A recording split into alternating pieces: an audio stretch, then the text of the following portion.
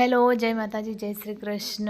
આજની વાર્તા શરૂ કરીએ પહેલાં વિડીયો ગમે તો લાઈક અને શેર કરી દેજો ને ચેનલ પર જો તમે નવા હોય તો ચેનલને સબસ્ક્રાઈબ કરી દેજો। તો ચલો શરૂ કરીએ આજની વાર્તા। બહેરા નોકર। ધાનીપુર ગામમાં મુનશી નામની વ્યક્તિ રહેતી હતી। તેમનો એક નોકર હતો જેનું નામ ગોપાલ હતું। ગોપાલને સાંભળવામાં તકલીફ પડતી હતી, જેના કારણે તેને તેના બોસ તરફથી ઘણી નિંદાનો સામનો કરવો પડ્યો હતો। એક દિવસ કારકુને તેના નોકરને બૂમ પાડી, "ગોપુ, મહેરબાની કરીને મારા માટે તમાકુ અને હુક્કો લાવો." ગોપાલનો અવાજ સાંભળતા જ તે તરત જ કાચું પપૈયું અને સળગતી મસાલ લઈ આવ્યો। "અહીં બોસ, પણ બોસ, મને કહો, શું તમારા પેટમાં કોઈ સમસ્યા છે જેના કારણે તમે કાચું પપૈયું મંગાવ્યું છે?" આ બધું જોઈને મુનશીને બહુ ગુસ્સો આવ્યો। તેણે કહ્યું, "અરે બહેરા માણસ, મેં તારી પાસેથી શું માંગ્યું અને તું શું લઈ આવ્યો? મેં પપૈયા અને આ સળગતું લાકડું માંગ્યું નથી, મેં હુક્કા અને તમાકુનો ઓર્ડર આપ્યો હતો." આ સાંભળીને ગોપુએ પોતાની ભૂલ છુપાવતા કહ્યું, "હવે રાહ જુઓ માસ્તર, હું તરત જઈને લઈ આવું." તે જાય છે અને તમાકુ અને હુક્કો લાવે છે અને મુનશીને આપે છે। હુક્કો પીતા મુનશી કહે છે, "અરે ગોપુ, સાંભળ, આજે માં મકાન માલિકના ઘરે આવી છે।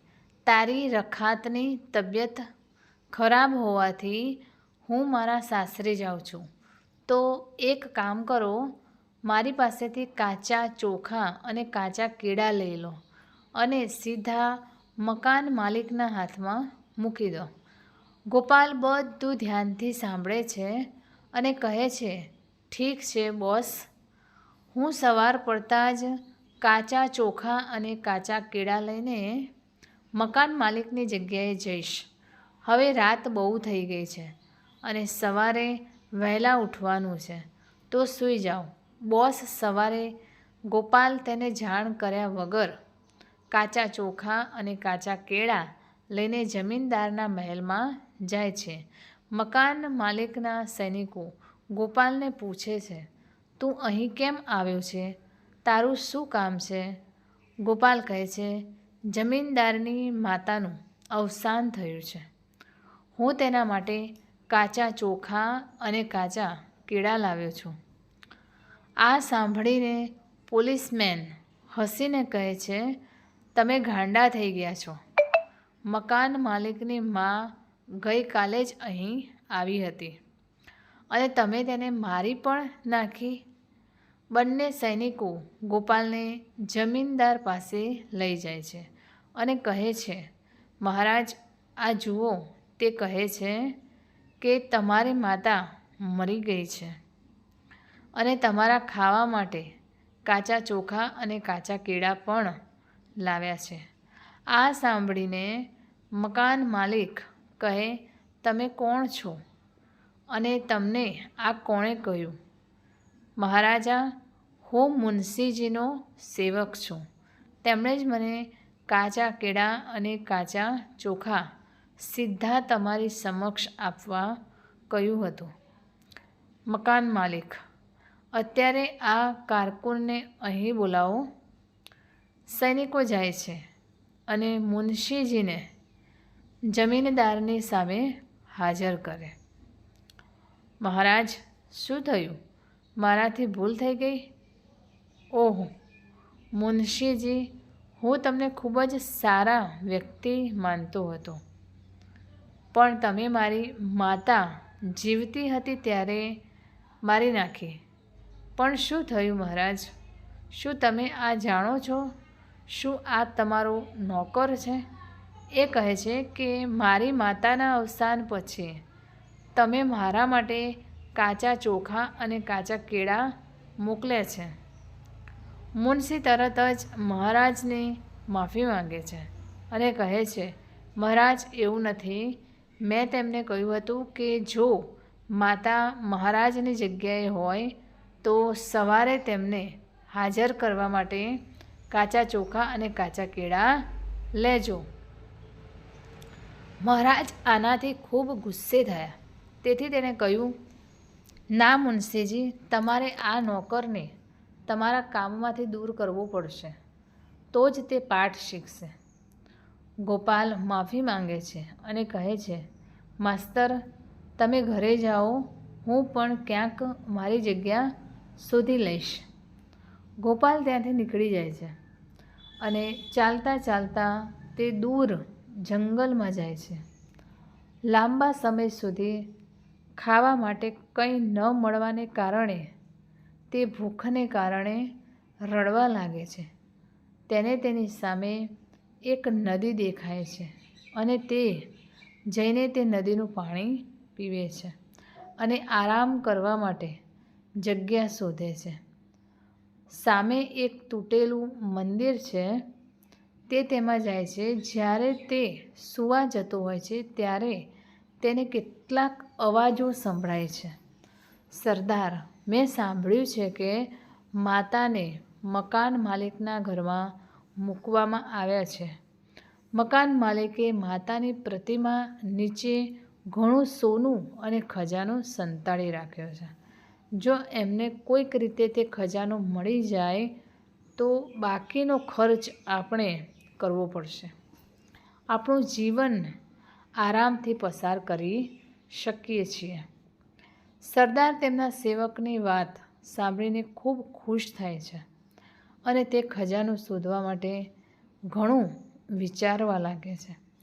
થોડી વાર વિચાર્યા પછી તે પોતાના સેવકોને કહે છે, સેવકો, માતાના સ્થાનકની આસપાસ ફેલાવો અને ખાતરી કરો કે કોઈ અમને ઓળખે નહીં.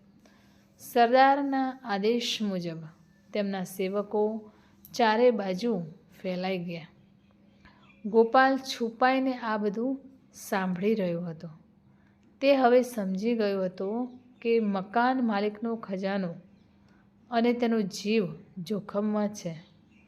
તે તરત જ ત્યાંથી ભાગી જાય છે અને મકાન માલિકના મહેલમાં પાછો ફરે છે અને સમગ્ર ઘટનાનું વર્ણન કરે. આ બધું સાંભળીને મકાન માલિક ગોપાલની વાત માનતો નથી, કારણ કે તે બરાબર સાંભળી શકતો નથી. મકાન માલિક કહે છે, ફરીથી તમે આવ્યા છો વાહિયાત વાતો કરવા. મહારાજ, હું વાહિયાત વાત નથી કરી રહ્યો. એ સાચું છે, તમારો છુપાયેલો ખજાનો ખતરામાં છે. જો તમે તમારા સૈનિકોને સતર્ક રહેવા નહીં કહો તો તમારો છુપાયેલો ખજાનો ચોરાઈ જશે. ખજાનો? કયો ખજાનો? એ જ ખજાનો જે તમે કાલી માતાની મૂર્તિ નીચે સંતાડ્યો છે. મકાન માલિક એક ક્ષણ માટે વિચારે છે કે તે આ બધું કેવી રીતે જાણે છે. તે ગોપાલને પૂછે છે, તમે તેના વિશે કેવી રીતે જાણો છો? મહારાજ, અહીંથી નીકળીને હું વનમાં રહ્યો. મેં ત્યાં એક સરદારને વાત કરતા સાંભળ્યા કે તેઓ બધા તમારા છુપાયેલા ખજાના પર હુમલો કરવા જઈ રહ્યા છે. જમીનદાર તરત જ તેના સૈનિકોને કહે છે, સૈનિકો, તમારા હાથમાં બંદૂકો અને મસાલા લો અને કોઈ બહારના વ્યક્તિને અંદર પ્રવેશવા ન દો. બધા સૈનિકો તેમને ઘેરી લે છે અને તેમને મારી નાખે છે. થોડા સમય પછી બધા સૈનિકો મહારાજ પાસે આવ્યા અને તેમને આ સમાચાર સંભળાવ્યા. આ સાંભળીને રાજા ખૂબ જ ખુશ થઈ જાય છે અને કહે છે કે હવે અમારો ખજાનો સુરક્ષિત છે. ગોપાલ, તને ખબર નથી કે તે કેટલું મોટું કામ કર્યું છે. તે માત્ર ખજાનો જ નહીં પણ અમારું જીવ પણ બચાવ્યો છે. બદલામાં અમે તને અશરીફ આપીએ છીએ અને મને કહો કે તમને બીજું શું જોઈએ છે. મહારાજ, મારે કંઈ જોઈતું નથી. મારે બસ મારા ગુરુ સાથે રહેવાનું છે. કૃપા કરીને મારા માટે આટલું કરો. ઠીક છે ગોપાલ, તમે જ્યારે ઈચ્છો ત્યારે મુનશીજીના ઘરે આવીને જઈ શકો છો. આભાર સર. આ પછી મુનશી અને ગોપાલ બંને એકસાથે ઘરે જવા નીકળ્યા. તો મિત્રો, આ કહાની તમને કેવી લાગી તે કોમેન્ટ કરીને જરૂર જણાવશો. વિડીયો ગમ્યો હોય તો લાઇક અને શેર કરી દેજો. ચેનલ ઉપર જો તમે નવા હોય તો ચેનલને સબસ્ક્રાઈબ કરી દેજો. ફરીથી મળીશું આવા જ એક નવા વિડીયો સાથે. ત્યાં સુધી નમસ્તે, જય માતાજી, જય Shri Krishna, Har Har Mahadev. Thanks for watching.